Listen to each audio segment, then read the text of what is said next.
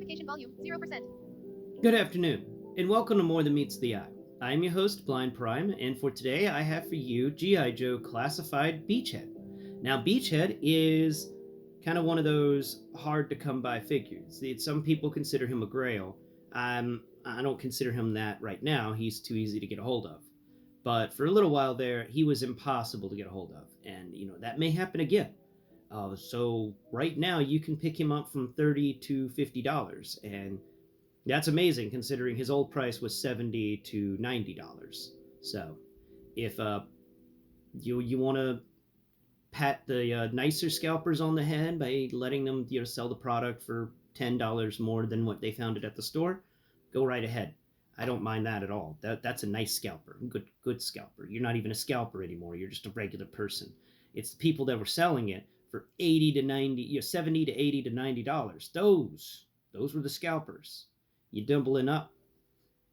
I mean, this guy was only 25 on the store shelf, and then you're throwing in 70. Well, that's three of him almost. Jeez, it's just crazy how much people were wanting for this guy and how much people were paying for this guy. So, Beachhead. Why were people so interested in Beachhead?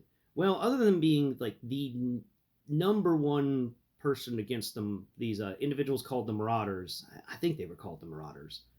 They were a crazy bunch. They were all sorts of wild, and they were mercenaries hired by Cobra, and they came from the same area of Alabama that this guy comes from, and he actually knew him from the past. And so whenever they got into fights, they got into fights, and it wasn't just normal stuff. It was like they were dragging up old stuff, and I always thought that was kind of nice. I really appreciate the fact that there is one from Alabama, a GI Joe from Alabama, and I had to pick him up almost solely for that fact. Then again, when I got him, because I was still confused, I was like, who is this guy? I mean, I'm picking him up because he's the one from Alabama, but I don't know who he is. And when I got him in the mail, and I opened him up, and I took off his little hat, and I felt around his head, and I'm like, oh, I know who you are. You're that guy that wears all green and has the crazy face mask over him. I forgot what your name. Ah, you're Beachhead. Yeah, I remember you from the show. So that was kind of cool, and that's the fun thing about G.I. Joe Classified is some of these figures you're just like, do I remember that guy? And then you hold him, and you're feeling around on him, you're feeling all his textures and stuff. Like, all right, I remember you now. I wasn't as big of a G.I. Joe fan as other kids were. I was definitely a bigger Transformers fan, but I did like G.I. Joes because I did play with them all the time in the yard. Let's get him in. Let's start talking about this dude. So we took off his hat. His hat is an accessory, and you can now see this is his head. It's the head of him right here is just so textured. You can feel if this is some sort of cloth on him. They did a good job making it a very nice cloth texture. You of course can feel, his eyes. He's got some nice sculpt work on his face. That's really well done. I appreciate the sculpting on this. The, this weird armor that he's wearing. It's really nicely sculpted. The molding for this is just, it's beautiful. I love the molding. That's why I'm liking these GI Joe Classified. Why I'm mentioning it for possibly the blind to get a hold of. This is a figure that is fun to hold.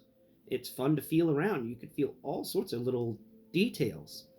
They went all out.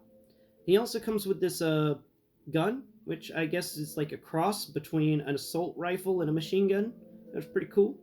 It's got a little handle on the front so that he can hold it in two hands and a handle in the back. It's got a little shoulder pad behind it, but it's a snub-nosed something. Though this is definitely not a long-range rifle. This is more clearing rooms rifle. That's what this guy is. Set that off to the side with his hat. Don't lose his hat. There you go, hat. Now, I did notice that his hat is a lot different than Flint's hat. Like, they're both these, they're both berets, but his Beachhead's beret seems to be a little more flopped over and flopped down his head. Like it wasn't quite the right size for him. And the beret for Flint is smaller in comparison and doesn't flop down as much. Like you can actually kind of put uh, Flint's beret on Beachhead's head. And that's pretty nice. All right, let's put Beachhead's beret back, and we'll put Flint's beret back on Flint's head over here. Flint's still driving the car. All right. Well, let's get down to the rest of the accessories. So we've got the hat. We'll take the hat off. We've got the gun that he comes with. He also comes with this knife. He's got a. It's unlike the other knives. This is an actual freaking Bowie knife. You can feel it. You know it's a Bowie knife because they included the cut at the bottom of the blade. You can barely feel it there with your fingertips. That where you can cut fishing line and stuff. That's a nice thing. It's a fun looking knife. It's a fun feeling knife. I'm gonna slide that back into its foot holster. It's on the holster on his left foot. We're gonna slide that back in there. Did I slide it in wrong? I slid it in wrong, I think. We're just twist it around and slide it back in there. That's better. That's a more secure. On his right hip, he has his pistol, which is similar to the other pistols that everybody else has come with, but it's nice. Pistols are pistols. I mean, if we were looking at a Resident Evil kind of collection of these action figures, everybody would have a Beretta. Let's be honest. He also comes with this crossbow. Yes, he gets a crossbow. So, he can be reenacting those scenes from The Walking Dead. So he would get his little crossbow in his hand. His crossbow is pretty neat. You just do the typical slide it in where the handle is sideways to the rest of the fist, and then rotate it so that the trigger finger falls in the trigger guard. They designed these hands pretty well for that. And now you have a little hand crossbow. It's not a long crossbow, it's not a big one, but it's a tiny little one. And pew, pew, crossbows. Pew. All right. Now, so that's his crossbow accessory. And he also comes with this backpack accessory. I'll take it right off his back. Now, the crossbow accessory does fit into the backpack accessory pretty easily. In the center of the folds of the backpack, down the middle of it, there is a little hole that they've hidden there. A little porthole where you can actually just store your crossbow. Though I like to store the crossbow the other way so that the bolt is facing up towards the sky. That way, if it goes off, it's not going to go into somebody's foot nearby or something. He's got this, what feels like a thermos or some sort of rocket on the side. Maybe that's what he uses to hold more crossbow ammo. This backpack doesn't open. It doesn't really do much. I don't know if any of these backpacks open or do more than just hold some stuff. I mean, Lady J's backpack had a cool little GoPro camera on the side of it, so that people could watch from base while she did her mission. That's pretty neat. And that's the amount of the accessories. The molding on the backpack is top notch. Very, very well done. It feels like a backpack filled with gear, and they've gotten all the cool folds and stuff in there. That's really cool. Be neat if you could feel a Zippo outline in there somewhere. Because no soldier goes on the field without a Zippo. I mean, you need fire. It's just one of those things that you need sometimes, and a Zippo will get you that fire whenever you need it. And if it's out of fluid, it still give you a spark, and that's enough to light a fire. So we're going to get to his posability and his balance. This dude does not have as good of a balance as I was hoping. They went a little overboard with the sheets of armor that they put on his upper torso. They didn't really put that much armor on his lower torso, or give him some sort of counterweight in his lower legs. Like, had they given him a couple of holsters down there to increase the rubber, I guess it would be better. But as I'm trying to get him to stand right now, he does not like standing. He does not like standing at all. He is, and I've probably got it all sorts of screwed up.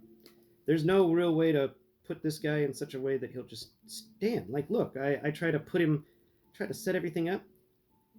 Just stand. God, you just stand. So, like with the other G.I. Joe classified figures, you're going to have to find a friend with a 3D printer to 3D print you some of those flat panels that have the little peg. So you can put the peg in the foot of your G.I. Joe. So your G.I. Joe can stand on his own merits. All right, so now let's get into size comparison. We've got our size comparison guy over here, Mr. Cobra Infantry Soldier. Yep, yep, yep. I mean, I don't have the Cobra Infantry Trooper, but I got the Soldier. So, uh, they stand about even. No, Cobra Infantry Soldier. Yeah, there's so many. There's so many places where you can twist and turn and bend your legs that I just keep getting it screwed up. All right, here we go. Here's a side-by-side comparison. Lower your arm. Thank you. You can see they're about the same height. We'll do a back-to-back comparison.